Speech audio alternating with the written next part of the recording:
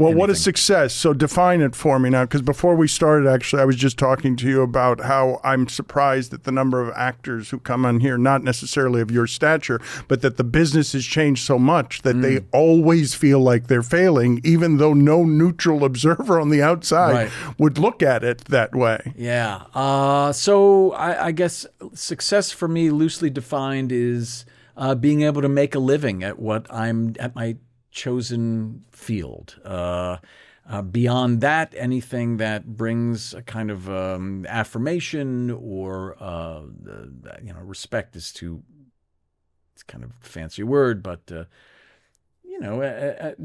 basically, again, I'm pointing to my lower middle class roots. Anything that allows me to continue living at a nice little level. Yeah, but you're speaking comfort. like a plumber as opposed to a creative. Well, look, in many ways, I approached my career as as a kind of as a utilitarian kind of a job, and was almost embarrassed to even tell people that I was an actor.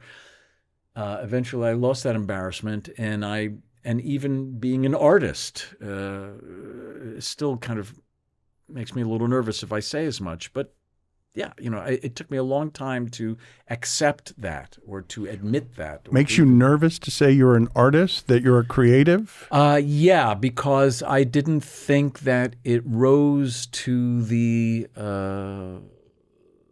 definition of a kind of a useful existence, a useful job. I was able to appreciate art, but and moreover, I wasn't certain of my own ability to create, and that's why I approached it in a very kind of utilitarian fashion, and liked the behind the scenes approach. I liked seeing the cameras. I liked people plugging in cables and turning dials and doing all that stuff. That to me was really exciting. The part of the actual acting part was, I think, a little daunting to me, which is why I always preferred to think of myself as a light entertainer, somebody that, You're describing something, though, that is somewhere on the spectrum between something close to imposter syndrome and also questioning the worth of what you do for a living because it doesn't have sufficient nobility in it for you. Why the fuck did I come in here today? For this? I mean, I never thought of it that way. Gee whiz. But it also allowed you to conquer it, though, because if you're not taking it too seriously, if you're concentrating on the details, if you're always wondering, well, am I actually good at this? Well, here's another thing, Doctor. El Probo. That's a great... El Probo. That is a you need great to have thing. that El Probo. Or at least put that in your... I hope they do it right now. And I want to... They call me the grief eater, right? And Grief eater. I feel like I've graduated to harvester of sorrow, but I think Dr. El Probo... El Probo. And then you need to be in a white coat with buttons on the shoulder and have one of those reflectors and have your finger up with one gloved little El Probo. I mean, also, I think part of this, now that I guess we're going to dismantle my childhood, thanks a lot, is that maybe I just wanted to be liked. That's okay, El Probo. I was just thinking okay, about the finger being the only part that didn't have latex on it. Yeah, that's right, because you need to feel. That's right. So you need to feel, sir. I feel. Clearly, from what it is we're doing here, you need to feel. I feel. No, you keep your one finger denuded. You keep it nude, because it's the most sensitive part. All right, please stop doing All right, that. I'll stop it. You've crossed the line. Have I? For Dr. El Probo. This microphone stinks. Rob Corddry must have been here. I could smell his belches on it. Look, I also think that it was a way for me to be liked.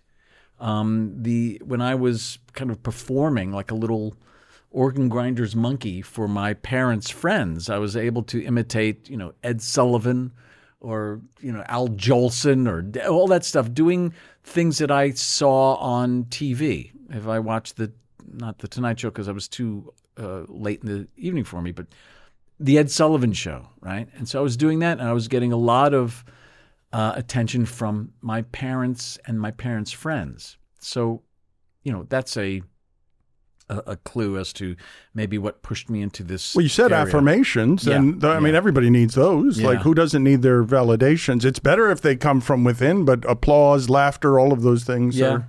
But clearly, okay, so if we're going to go back to the kind of dysfunction that was in my home growing up, this was a way for me to kind of mollify that and to get my parents to perhaps stop fighting and look approvingly, not only at me, but this was our home. This was our apartment that we lived in. It was nice. It was fun. There was somebody generating joy. Why'd you say it like that? We'll be right back. Why did you say joy that way? That is like that aspirationally, okay? For everything that I'm doing right now in life is in pursuit of joy and trying to be better at joy, trying to be somebody who more readily finds it.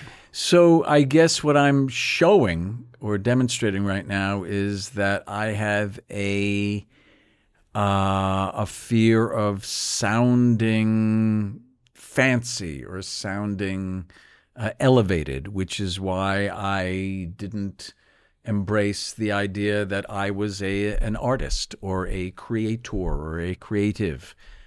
So even as I just sounded out those words. Is that why you've hit the note lower middle class 3 or 4 times already? Like, I guess so. You don't want to be a Hollywood elitist. You don't want to be somebody who takes himself very seriously because he does this in Wings. Yes! He's a star in Wings.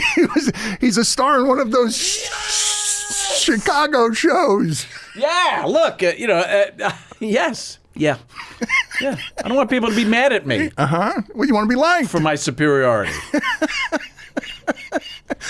Yeah, I want to be liked. Yeah, that's right.